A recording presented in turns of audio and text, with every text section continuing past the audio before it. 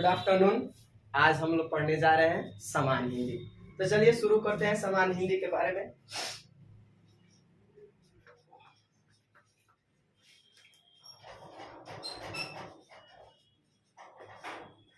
समान हिंदी, देखिए इसकी शुरुआत जो होती है क्या चीज से, सबसे पहले हम कुछ भी पढ़ते हैं तो उसका मतलब क्या होता है। जैसे हिंदी पढ़ रहे हैं, इंग्लिश पढ़ रहे हैं, चाहे संस्कृत पढ़ रहे हैं, कोई भी भाषा पढ़ रहे हैं, तो सबसे पहले कोई भी सब्जेक्ट पढ़ रहे हैं तो वह तो किसी न किसी भाषा में लिखा हुआ है।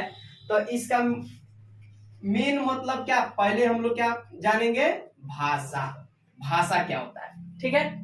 तो देखिए भाषा जो होता है ना, तो अपनी बातों को दूसरे के समक्ष रखने के लिए जो माध्यम की आवश्यकता होती है, किसी न किसी माध्यम के थ्रू हम लोग अपनी बातों को दूसरे के समक्ष रखते हैं, किसी व्यक्ति के सामने। चाहे अगला जो हमारा बात सुन रहा है वह हमारे बात को कैसे समझेगा, तो वही जिस माध्यम से हम उसको अपनी बात को समझाएंगे वह क्या हो जाएगा, भाषा।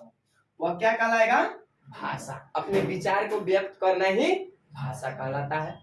अब देखिए भाषा का मूल रूप क्या होता है, इसकी शुरुआत तो होती है, मान लीजिए लिपि। भाषा का लिपि से होती है। तो देखिए भाषा को हम लोग जब रखेंगे किसी के समक्ष तो वह किस रूप में, या तो लिपि के माध्यम से, किसके माध्यम से, लिपि के माध्यम से, ठीक है। तो हमारी लिपि क्या है, हमारी लिपि क्या है, कमेंट में लिखिएगा। देवनागरी। क्या है, देवनागरी। ऐसे करके बहुत सारे लिपि है, ऐसे करके बहुत सारे लिपि है। रोमन लिपि है, ब्राह्मी लिपि है, देवनागरी लिपि है, खरोष्टी लिपि है, बहुत सारी लिपियां हैं। तो हम लोग की भाषा की जो हिंदी भाषा की लिपि है वो क्या है, देवनागरी। तो अब देखिए लिपि का मतलब क्या होता है, लिपि का मतलब क्या होता है। हम लोग तो समझ गए कि चलिए हमारी लिपि है देवनागरी, तो फिर देवनागरी भाई है कौची। हम लोग तो रटे रटाए हैं, पहले से सुनते आ रहे हैं कि हिंदी भाषा के लिपि है देवनागरी, और देवनागरी का मतलब हम लोग को समझ में आना चाहिए ना। तो यह एक शैली है।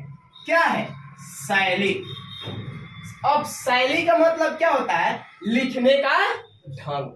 शैली का मतलब क्या होता है, लिखने का ढंग,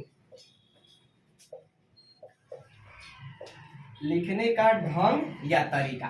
शैली का मतलब क्या होता है, लिखने का तरीका। तो देखिए लिपि, अब हम लोग देवनागरी लिपि को कैसे लिखते हैं, तो जैसे आ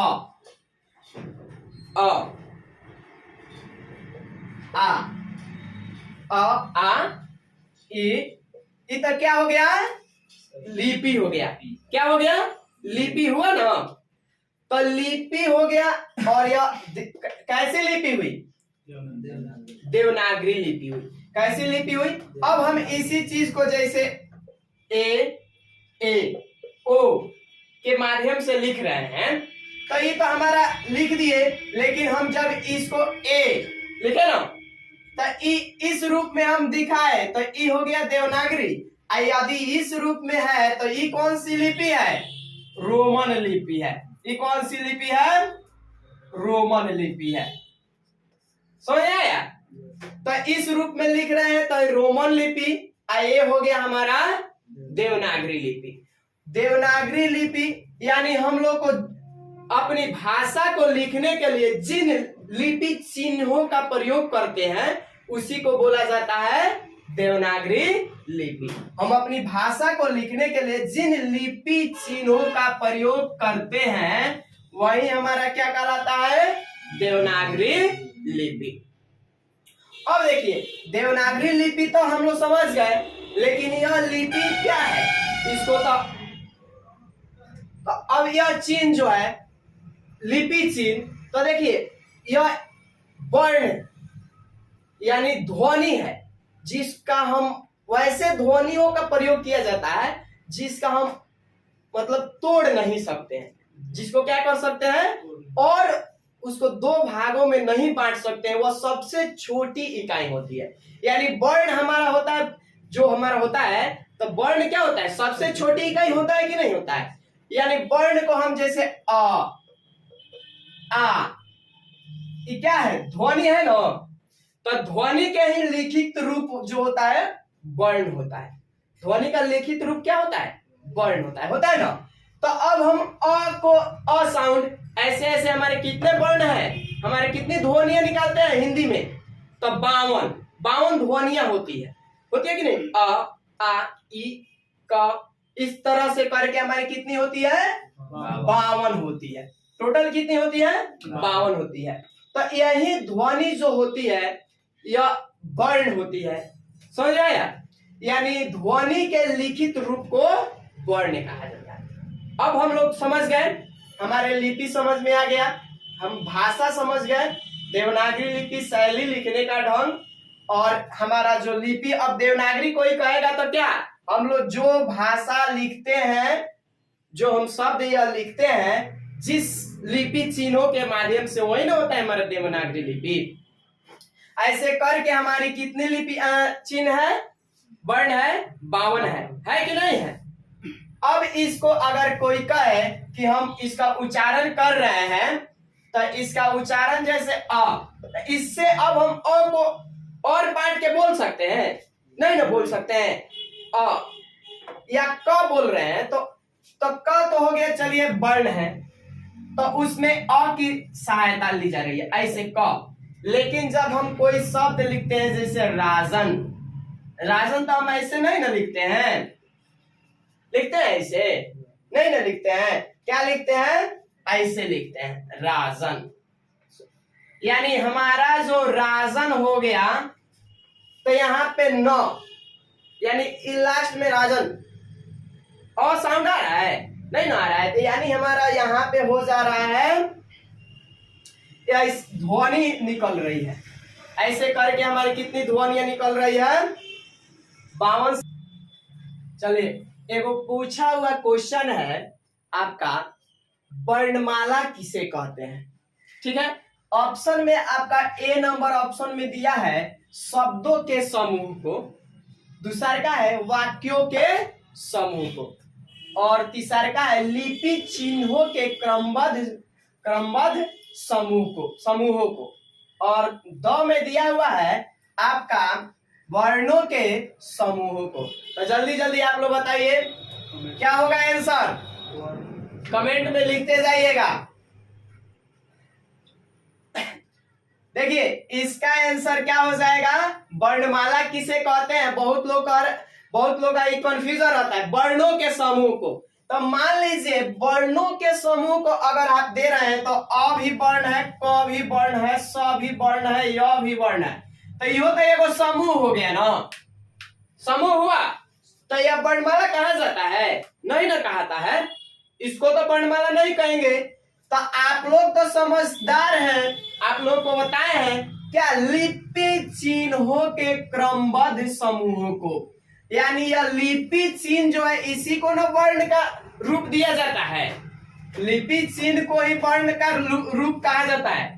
तो यानी लिपि चिन्हों के क्रमबद्ध समूह को क्या कहते हैं, वर्णमाला कहते हैं। तो आपका आंसर क्या हो जाएगा, सी। आंसर क्या हो जाएगा, सी। तो इस प्रकार यानी व्यवस्थित ढंग से, यानी वर्णों का व्यवस्थित रूप जो होता है वही क्या कहलाता है, व्यवस्थित समूह को ही वर्णमाला कहते हैं। तो आप लोग कंफ्यूज मत होइएगा, क्वेश्चन में यदि आएगा तो आप लोग को वर्णों के समूह को नहीं मारना है, मारना क्या है, लिपि चिन्हों के क्रमबद्ध समूहों को। वर्ण के समूह तो कहीं भी लिखा जा सकता है, ये तो सारे वर्ण है। तो चलिए इसमें कोई दिक्कत नहीं ना है, आगे बढ़ते हैं, हम शुरू करते हैं वर्ण किसे कहते हैं। चलिए तो हम लोग अब पढ़ने जा रहे हैं वर्ण। यानी वर्ण किसे कहते हैं, तो भाषा की सबसे छोटी इकाई वर्ण कहलाती है। भाषा की सबसे छोटी इकाई क्या कहलाती है, वर्ण कहलाती है, या ध्वनि के लिखित रूप को वर्ण कहा जाता है। समझ में आया। अब देखिए हमारा वर्ण जो होता है यह कितने प्रकार के होते हैं, 2 प्रकार के होते हैं। वर्ण कितने प्रकार के होते हैं, दो प्रकार के होते हैं। कौन कौन से? तो एक होता है स्वर वर्ण, एक होता है स्वर वर्ण और दूसरा का होता है व्यंजन वर्ण। दूसरा का क्या होता है? व्यंजन वर्ण। तो स्वर वर्ण में कौन कौन आते हैं? तो अ, आ, ई, उ, री, यानी इस तरह से करके हमारा कौन कितने होते हैं? 11 प्लस 2 13, यानी स्वरों की संख्या कितनी होती है? 13। कौन कौन से? 11 प्लस 2 13। 11 को आ प्लस अनुस्वार और विसर्ग, यानी कुल मिलाकर स्वर वर्णों की संख्या कितनी हो जाती है? 13 होती है। उसके बाद होता है व्यंजन वर्ण, ठीक है। तो यानी क, ख, ग, ये सब क्या है? व्यंजन वर्ण है। ये सब क्या है? व्यंजन वर्ण है। तो सबसे पहले स्वर वर्ण की अगर हम डिफिनीशन दे यानी परिभाषा बोले तो क्या हो जाएगा? स्वर वर्ण की परिभाषा जो स्वतंत्र बोली जाती है। स्वर वर्ण यानी स्वतंत्र, इसको इसके उच्चारण में किसी अन्य वर्ण की सहायता ली जाती है? नहीं ना ली जाती है। अ, आ, ई, उ, ई होता है ना, इसमें किसी अन्य वर्ण की सहायता नहीं ली जा रही है, तो यह क्या हो जाएगा? स्वर वर्ण, यानी स्वतंत्र उच्चारण इसका होता है। स्वतंत्र उच्चारण। ई होता है स्वर वर्ण की सहायता से, स्वर्ण वर्ण की सहायता से उच्चारित होता है। उच्चारित। अब आप लोगों को कंफ्यूजन नहीं ना है? स्वर वर्ण किसे कहते हैं? व्यंजन वर्ण किसे कहते हैं? यह स्वतः उच्चारित यानी अ, आ, ई, इसमें किसी अन्य वर्ण की सहायता नहीं ली जा रही है। और व्यंजन वर्ण यह क्या चीज हो? इसको किसी से? इसकी सहायता से, यानी इसके उच्चारण में हम लोग क्या करते हैं? स्वर वर्ण की सहायता ली जाती है। जैसे मान लीजिए हम क लिखते हैं, यानी क का उच्चारण आप कीजिए तो होगा बिना स्वर के सहायता से, यानी क प्लस अ, ये दोनों को मिलाकर हम इसका उच्चारण करते हैं क।